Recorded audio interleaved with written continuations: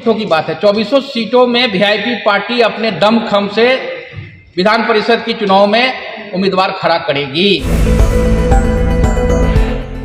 बिहार विधान परिषद चुनाव को लेकर एनडीए ने कल अपने सीटों का ऐलान कर दिया। 11 सीटों पर जदयू तो 12 सीटों पर बीजेपी और 1 सीट पारस गुट को दिया गया है। वहीं जीतन राम मांझी की पार्टी हम और मुकेश सहनी की पार्टी वीआईपी को एनडीए गठबंधन ने दरकिनार कर दिया।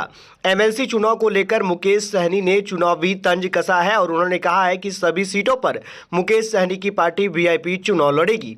वहीं हम की पार्टी ने भी ऐलान कर दिया है कि एमएलसी चुनाव में उनकी भी दावेदारी रहेगी।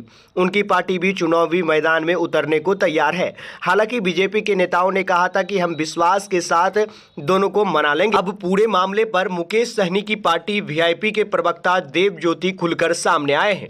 उन्होंने एमएलसी चुनाव में एनडीए के द्वारा दिए गए दरकिनार को लेकर बड़ा हमला बोला है। उन्होंने कहा है कि विश्वास क्या होता है, यदि विश्वास करना ही था तो पहले बैठकर बात कर लेते, उसके बाद जो होती वो रणनीति बनाते।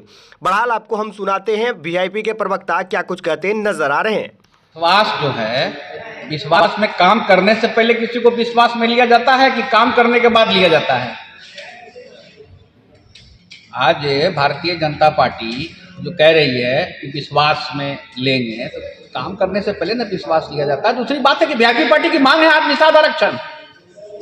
दोनों जगह डबल, उत्तर प्रदेश बिहार दोनों जगह डबल इंजन की सरकार है। आप निषाद आरक्षण के नाम से कुछ नहीं कर रहे हैं। निषाद आरक्षण के नाम से इतनी दूरी क्यों? आप कब निषाद आरक्षण को लागू कर रहे हैं? आदरणीय मुख्यमंत्री जी नीतीश कुमार जी ने भी भेज चुके हैं रिकमेंड करके बिहार से निषाद आरक्षण के लिए। उत्तर प्रदेश से भी गया है निषाद आरक्षण लागू करने के लिए अनुशंसा किया गया है। अब कह तो दीजिए कि लोकसभा चुनाव से पहले हम निषाद आरक्षण को लागू कर देंगे। उत्तर प्रदेश बिहार में जिस तरह से दिल्ली बंगाल में मिला हुआ है। रही कि आपका 2400 सीटों की बात है। 2400 सीटों में वीआईपी पार्टी अपने दमखम से विधान परिषद की चुनाव में उम्मीदवार खड़ा करेगी।